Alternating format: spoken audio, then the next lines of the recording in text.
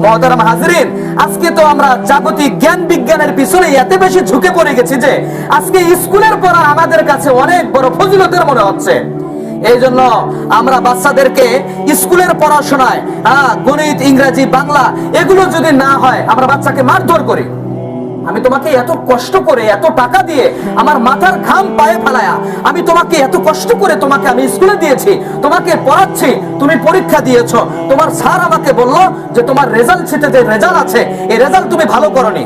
কেন এমন কেন করেছো তুমি? তোমার পিছনে আমি মাসে হাজার হাজার টাকা করছি মাস্টারের পিছনে খরচ, আর তুমি এরকম করতেছো।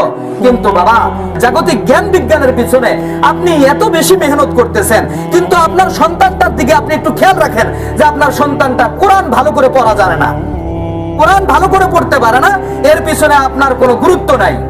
আপনার কাছেই যদি কোরআনের এই মূল্যায়ন না থাকে, আপনি যদি এই কোরআনকে অবমূল্যায়ন করেন, তাহলে সন্তানরা কতটুকু মূল্যায়ন করবে তা তো এমনিতেই বোঝা যায়। মুহতারাম হাজরিন, আমরা কি করি? আমাদের সন্তানরা তো কুরআনুল কারীম পড়া জানে না, আমরা ভালো একটা হুজুরও পাই না, যে কোরআন তাকে সহি শুদ্ধ ভাবে পড়াবে। আমরা কি করি? যে হুজুরদের নিজেরই কোরআন সহি নাই, নিজেরাই ভালো করে কুরআনুল কারীম পড়তে পারে না, নিজেদের মত মাখরাজ এগুলো ঠিক নাই, তাদেরকে ধরে আনি যে হুজুর আমার সন্তানকে পড়ান, আপনাকে সপ্তাহে 1 পোয়া চাল বা মাসে মাত্র 100 টাকা বা মাসে মাত্র 500 টাকা দিব, আমার সন্তানকে পড়ান। এইভাবে ওই হুজুর, যেই হুজুরের কোরআন সহি নাই, এই হুজুর আপনার বাচ্চাকে মাসের পর মাস পড়িয়ে যাচ্ছে। আপনার সন্তান কোনোদিন এইভাবে সহি শুদ্ধ ভাবে কুরআনুল কারীম শিখতে পারবে না, কারণ কি ওই হুজুরের তো সহি নাই। এই জন্য মুহতারাম হাজরিন, সন্তানকে এমন একটা হুজুরের কাছে পড়ান যে মানসম্মত হুজুরের কাছে পড়ান। এই মানসম্মত হুজুরের কাছে পড়াইলে আপনার সন্তানটাও সহি শুদ্ধ ভাবে কুরআনুল কারীম পড়তে জানবে। আমরা গত জুমায় আলোচনা করেছিলাম এবং আমাদের গত জুমায় আলোচ্য বিষয় ছিল রমজানের ফজিলত, গুরুত্ব, তাৎপর্য, সেহরির ফজিলত, ইফতারির ফজিলত, তারাবি নামাজের ফজিলত, এ সম্পর্কে আমরা বিস্তারিত আলোচনা শুনেছিলাম। আজকে আমাদের আলোচ্য বিষয় হচ্ছে কোরআনের আজমত। কারণ এই মাসটা হচ্ছে কোরআনের মাস। কিসের মাস ভাই? এই মাসটা হচ্ছে কোরআনের মাস। এই মাসে নাজিল হয়েছিল বিশ্ব মানবতার মুক্তির দিশারি মহাগ্রন্থ আল কোরআন। সুবহানাল্লাহ। আল্লাহ তাআলা বলেন, শাহরু রমাজান আল্লাযী উনজিলা ফীহিল কুরআন। রমজান এমন মাস যেই মাসে নাজিল করা হয়েছিল বিশ্ব মানবতার মুক্তির দিশারি মহাগ্রন্থ আল কোরআন। এই কোরআন রমজান মাসে নাজিল হয়েছে, এই জন্য রমজান মাসের শ্রেষ্ঠত্ব অনেক বেশি, রমজান মাসের ফজিলত অনেক বেশি। কারণ নুজুলে কোরআনের সাথে এই রমজানের সম্পর্ক রয়েছে, নুজুলে কোরআনের সাথে এই রমজানের সম্পর্ক রয়েছে। এই জন্য এই রমজান মাস বাকি সমস্ত মাসের উপর শ্রেষ্ঠত্ব অর্জন করছে। সুবহানাল্লাহ। কিসের জন্য এই রমজান মাস শ্রেষ্ঠ হলো? কারণ এই রমজানুল মুবারকে কোরআনুল কারীম নাজিল হয়েছে বিদায় এই রমজান মাস অনেক শ্রেষ্ঠ মাস হয়ে গেছে। সুবহানাল্লাহ। বাকি যে 12 মাস আছে, এই 12 মাসের মধ্যে একটা মাস হচ্ছে রমজান মাস। এই রমজান মাসের মধ্যে এই রমজান মাস এই বাকি 11 মাসের উপর শ্রেষ্ঠত্ব অর্জন করছে। সুবহানাল্লাহ।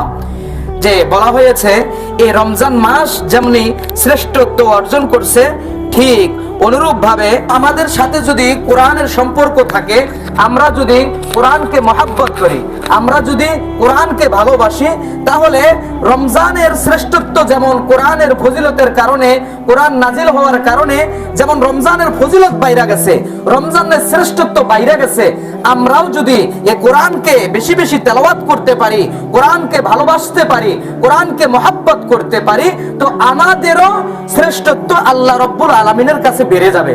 সুবহানাল্লাহ। মুহতারাম হাজরিন, যে আমাদের নবী মুহাম্মদুর রাসূলুল্লাহ সাল্লাল্লাহু আলাইহি ওয়াসাল্লাম, আমাদের নবীর সাথে কোরআনের সম্পর্ক আছে। কিসের সম্পর্ক ভাই? আমাদের নবীর সাথে কোরআনের সম্পর্ক আছে। এই জন্য আমাদের নবীর মর্যাদা বেড়ে গেছে, বাকি সমস্ত নবী রাসূলের চেয়ে আমাদের রাসূলের শ্রেষ্ঠত্ব বেড়ে গেছে। কিসের কারণে? আমাদের রাসূলের সাথে কোরআনের সম্পর্ক আছে। কারণ আমাদের রাসূলের কাছে আসমানি কিতাব কোরআনুল কারীম এসেছে। সুবহানাল্লাহ। এই জন্য আমাদের নবীর শ্রেষ্ঠত্ব বাইরে গেছে, আমাদের রাসূলের ফজিলত বেড়ে গেছে, কোরআনের সাথে সম্পর্ক হওয়ার কারণে। তারপরে হইতেছে যে হযরতে জিবরাইল আলাইহিস সালাতু ওয়াস সালাম, ফেরেশতা তো অনেক আছে, অনেক ফেরেশতা আছে না ভাই, অনেক ফেরেশতা আছে, কিন্তু হযরতে জিবরাইল আলাইহিস সালাতু ওয়াস সালামের শ্রেষ্ঠত্ব আল্লাহ তাআলার কাছে বেড়ে গেছে। কিসের জন্য বেড়ে গেল?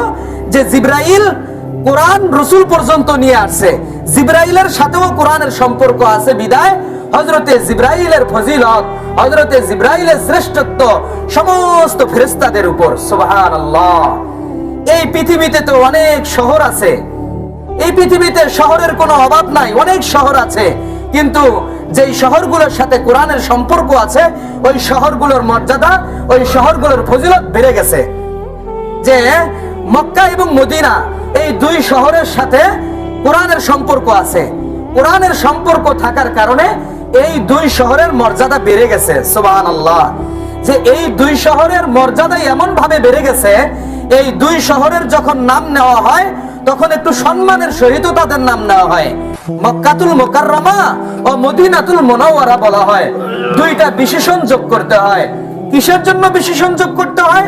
কারণ ওই যে এই দুইটা শহরের সাথে কোরআনের সম্পর্ক আছে, কোরআনের সম্পর্ক থাকার কারণে এই বাকি কি এই দুইটা শহরের মর্যাদা বেড়ে গেছে। তাই একটা ছোট্ট একটা উদাহরণ দেই, যে কোরআনের মর্যাদা এত বেশি যে কোরআনের উপর যে একটা জুজদান থাকে, যাকে আমরা কোরআনের গিলাফ বলি আমাদের ভাষায়, কোরআনের গিলাফ বলে, আপনার শরীরে 1 লক্ষ টাকার বা 1000 বা 2000 টাকার একটা গেঞ্জি থাকতে পারে, একটা পোশাক থাকতে পারে, আর কোরআনের উপর যে গিলাফটা আছে ওটার দাম, ওটার গজ 100 টাকা হতে পারে বা 10 টাকা হতে পারে। 10 টাকা গজ হলেও এই কোরআনের উপর যে গিলাফটা আছে এটার সম্মান, এটার মর্যাদা অনেক বেশি। যে একটা ছোট বাচ্চা যখন দেখবে যে কোরআনের উপর যে গিলাফটা আছে এই গিলাফটা মাটিতে পড়ে গেল, তখন সে কি করবে? শুধু ঝাড়া দিবে না, একবারে পরিষ্কার করবে, পরিষ্কার করে ওই গিলাফটাকে চুমা খাবে, বুকে লাগাবে এবং চোখে লাগাবে। কারণ কিসের জন্য? যে এর সাথে কোরআনের সম্পর্ক আছে, আর এই গিলাফটা হচ্ছে কোরআনের গিলাফ। একে শুধু ঝাড়া দিলে চলবে না, একে কি করতে হবে? চুমা খাইতে হবে, একে বুকে জড়ায়া একটা ছোট বাচ্চা পর্যন্ত এর কদর করবে, এর সম্মান করবে। কিন্তু ভাই, আপনার শরীরে যে 1000 টাকার গেঞ্জি, 2000 টাকার গেঞ্জি আছে, এই গেঞ্জি যদি পরে যায় আপনি শুধু একটা ঝাড়া দিয়েই আবার পরে নিবেন। কারণ কি? যে এই গেঞ্জির মর্যাদা অত বেশি না, এই গেঞ্জির সম্পর্ক শুধু আপনার শরীরের সাথে, আর ওই 10 টাকা গজের ওই কাপড়ের মর্যাদা এত বেড়ে গেছে। কিসের জন্য বেড়ে গেল? যে ওই 10 টাকা গজের কাপড়টা কোরআনের উপর থাকে।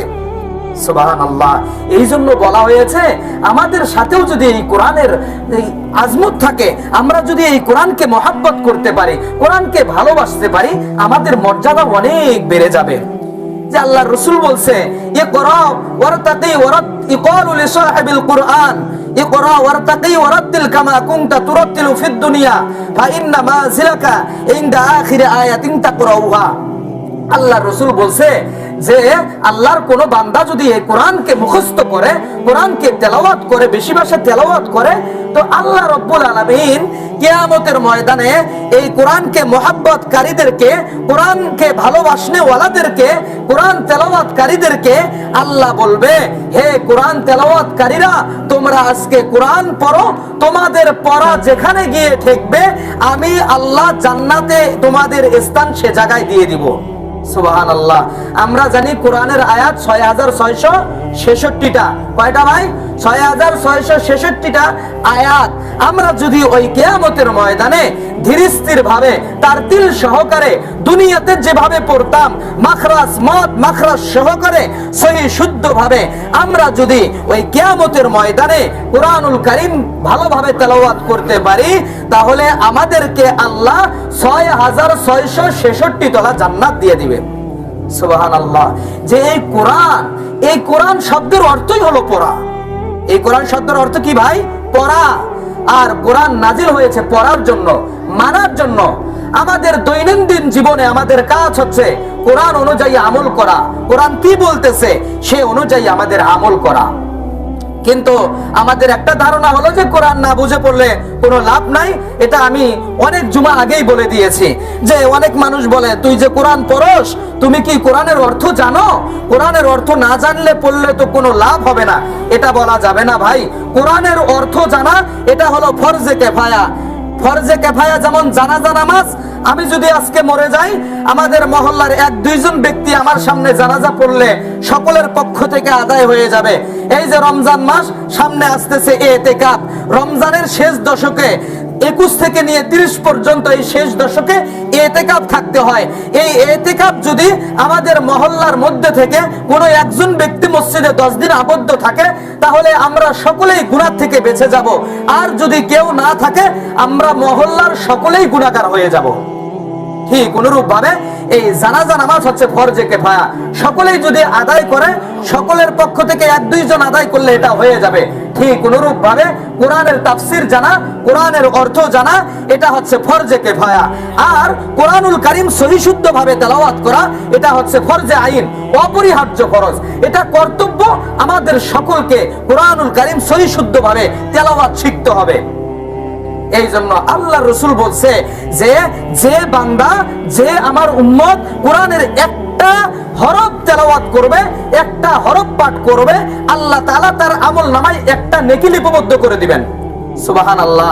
আর এক নেকি 10 নেকি সমতুল্য।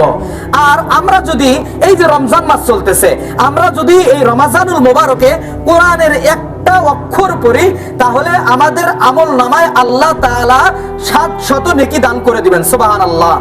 যে আমরা গত জুমায় বলছিলাম এই রমজানে যদি আপনি 1 টাকা দান করেন 60 টাকা দানের 70 টাকা দানের সওয়াব পাওয়া যায়। 1 টাকা দান করলে 70 টাকা দানের সওয়াব।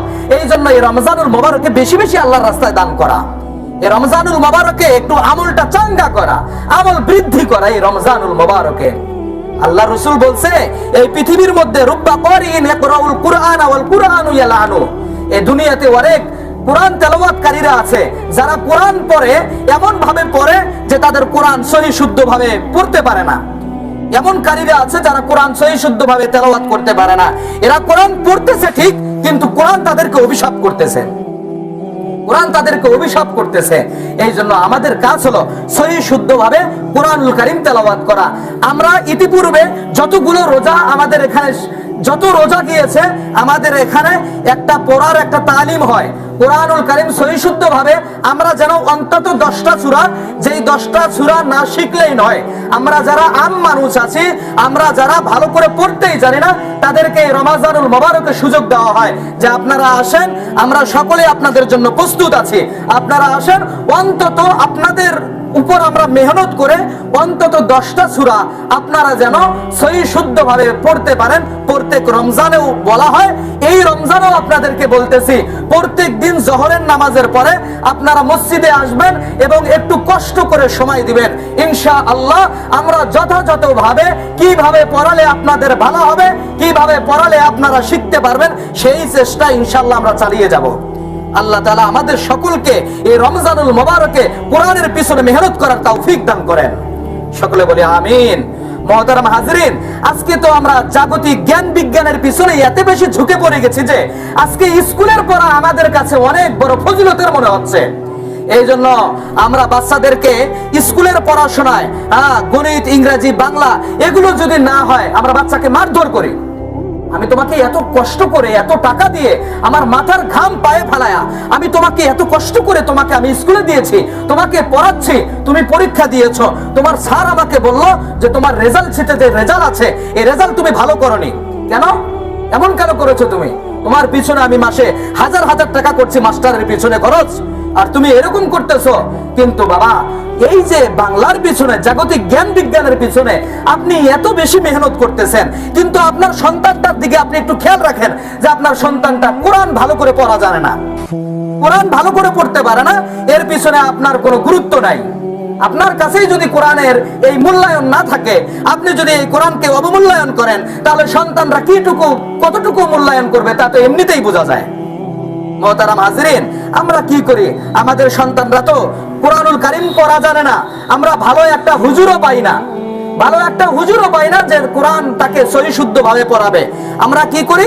যে হুজুরদের নিজেরই কোরআন কোরআন সহি নাই, নিজেরাই ভালো করে কোরআনুল কারীম পড়তে পারে না, নিজেদের মত মাখরাজ এগুলো ঠিক নাই, তাদেরকে ধরে আনি যে হুজুর আমার সন্তানকে পড়ান, আপনাকে সপ্তাহে 1 পোয়া চাল বা মাসে মাত্র 100 টাকা বা মাসে মাত্র 500 টাকা দিব, আমার সন্তানকে পড়ান। এভাবে ওই হুজুর, যেই হুজুরের কোরআন সহি নাই, এই হুজুর আপনার বাচ্চাকে মাসের পর মাস পড়িয়ে যাচ্ছে। আপনার সন্তান কোনোদিন এভাবে সহি শুদ্ধভাবে কোরআনুল কারীম শিখতে পারবে না, কারণ কি ওই হুজুরের তো সহি নাই।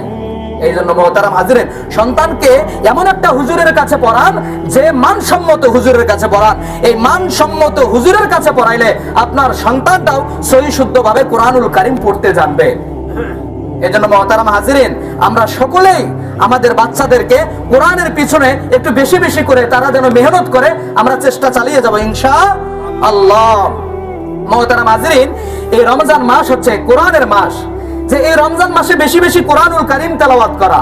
যে রাসূল কারীম সাল্লাল্লাহু আলাইহি ওয়াসাল্লাম বলছে একজন মানুষের জন্য সবচেয়ে ভালো হলো 7 দিনে 1 খতম কোরআন পড়া। কয় দিনে? 7 দিনে 1 খতম কোরআন পড়া। আর কেউ যদি 7 দিনে 1 খতম কোরআনুল কারীম পড়তে না পারে, অন্তত 30 দিনে 1 খতম কোরআনুল কারীম পড়া। আল্লাহ রাসূল বলছে যে 1 খতম কোরআন পড়তে 40 দিন লাগানো যাবে না। 40 দিন অনেক বেশি হয়ে যায়, 40 দিন লাগানো যাবে না। যে ইতিপূর্বে আমাদের যে আম্বিয়া আলাইহিস সালাতু ওয়াস সালাম ছিল, সাহাবায়ে কেরাম যে ছিল, এরা সকলেই কোরআনের আশিক ছিল, কোরআনের পাগল পারা ছিল। এরা এত বেশি কোরআনুল কারীম তেলাওয়াত করছে যে এমনও সাহাবী আছে যারা সারা রাত্র কোরআনুল কারীম পড়তে পড়তে খতম করে দিয়েছে। এমনও লোক আছে, এমনও বুজুর্গ আছে যে সারা দিনে 1 খতম করত এবং রাতে আরেক খতম করত। যে আমাদের মাযহাবের ইমামুল আজম হযরতে আবু হানিফা রাহমাতুল্লাহি আলাইহি, তার সম্পর্কে বর্ণিত এসেছে যে হযরত আবু হানিফা প্রত্যেক রমজান মাসে 61 বার কোরআনুল কারীম খতম করছে। সুবহানাল্লাহ। কয়বার ভাই? 61 বার। যে 61 বার কেমনে? যে দিনে 1 বার খতম করছে, রাতে 1 বার খতম করছে এবং 30 দিন তারাবি নামাজে 1 খতম করছে। সুবহানাল্লাহ। দিনে 1 বার, রাতে 1 বার, 30 দিন তারাবি নামাজে 1 খতম, এই মোট 61 বার কোরআনুল কারীম তিনি প্রতি রমজানুল মুবারকে তিনি 61 বার কোরআনুল কারীম খতম করেছেন। সুবহানাল্লাহ। আমরা তো অতগুলো পারবো না, কিন্তু আমাদের চেষ্টা করতে হবে অন্তত ফুল রমজান মাসে আমরা যেন 1 খতম কোরআনুল কারীম পড়তে পারি। যে মুহতারাম হাজিরিন, যে এই কোরআনের যে এত দাম, আমি একটা হাদিস পড়ছি আমার খুতবার মধ্যে, আল কুরআন ওয়া হাব্বু ইলাল্লাহ মিনাস সামাওয়াতি ওয়াল আরদি ওয়া মান ফিহিন্না, যে কোরআনের মর্যাদা এত বেশি যে আল্লাহর রাসূল বলছে আসমান এবং জমিন এই মধ্যবর্তী স্থানে যত কিছু আছে সব কিছুর চেয়ে আল্লাহর কাছে ভালোবাসার পাত্র হলো এই কোরআনুল কারীম। সুবহানাল্লাহ। ইমাম শাফি রাহমাতুল্লাহি আলাইহি তিনি বলেন যে আমার জামানায় একজন লোক ছিল, ওই লোকের কোনো সন্তান হতো না। কি হতো না ভাই? কোনো সন্তান হতো না। এই ব্যক্তি অনেক ওষুধ খাইছে, অনেক কিছু করছে, কবিরাজি চিকিৎসা এবং ডাক্তারি চিকিৎসা, অনেক চিকিৎসা করছে, অনেক ওষুধও সে শ্রবণ করেছে, খেয়েছে, কিন্তু এই ব্যক্তির কোনো বাচ্চা হচ্ছে না। একবার আল্লাহর কাছে দোয়া করছে, আল্লাহ আমার একটা বাচ্চা তুমি দিয়ে দাও। তো আল্লাহ তাআলা তার দোয়া কবুল করছে, আল্লাহ তাআলা তাকে একটা কন্যা সন্তান দিছে। কি সন্তান ভাই? একটা কন্যা সন্তান দিছে।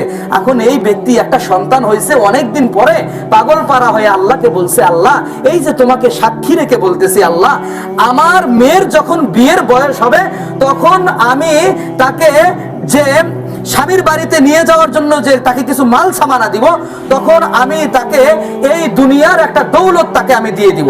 সুবহানাল্লাহ। আমি একটা দৌলত তাকে দিয়ে দিব। তো ঘটনাক্রমে ওই মেয়ের বিয়ের বয়স হয়ে গেল। এখন এই ব্যক্তি ভাবতেছে যে আমি তো গরিব মানুষ, আমার সন্তানকে আমি এই দুনিয়ার একটা দৌলত দিতে চাইছি, এখন আমি কি করব? আমি তো অত কামাই করতে পারি না, আমার কাছে অত কিছু নাই। এবার ওই লোক পেরেশান হয়ে গেল। পেরেশান হইতে লোকদেরকে জিজ্ঞাসা করে যে আমি এখন এটা কেমনে পাবো, কোথায় পাবো? আল্লাহকে তো আমি বলছি, সাক্ষী রাখছি, এখন আমি কি করব? তো এই লোক যাইতে যাইতে ইমাম শাফি রাহমাতুল্লাহি আলাইহির কাছে গেছে। ইমাম শাফিকে বলে যে হে আল্লাহর বান্দা, হে বুজুর্গ, আমি আমার সন্তানের জন্য এইরকম বলছি যে আমার সন্তানের যখন আমি বিয়ে দিব তখন আমার মেয়েকে আমি দোজাহানের দৌলত আমি তাকে দিয়ে দিব, কিন্তু আমি তো এতগুলো কামাই করতে পারি না, এখন আমি তাকে দোজাহানের দৌলত কিভাবে দিব বলেন তো? ইমাম শাফি রাহমাতুল্লাহি আলাইহি বলে, হে আল্লাহর বান্দা, তুমি চিন্তা করছো কেন? দোজাহানের দাওলাত তুমি দিতে পারছো না? এক কাজ করো, মেয়েকে যখন বিয়ে দিবা, মেয়ে যখন স্বামীর বাড়ি যাওয়ার জন্য প্রস্তুত হয়ে যাবে, তখন তো তাকে কিছু মাল সামানা দিবা। এই মাল সামানার সাথে তুমি তাকে একটা কুরআনুল কারীম দিয়ে দিও। সুবহানাল্লাহ। কারণ এই কুরআনুল কারীম হচ্ছে দোজাহানের দৌলত। আল্লাহ রাব্বুল আলামিন আমাদের সকলকে রমজানুল মুবারকে বেশি বেশি কুরআনুল কারীম পড়ার তৌফিক দান করেন। সকলে বলি আল্লাহুম্মা আমিন। ওয়া আখিরু দাওয়াহুম আলহামদুলিল্লাহি রাব্বিল আলামিন। আসসালামু আলাইকুম ওয়া রাহমাতুল্লাহি ওয়া বারাকাতুহু।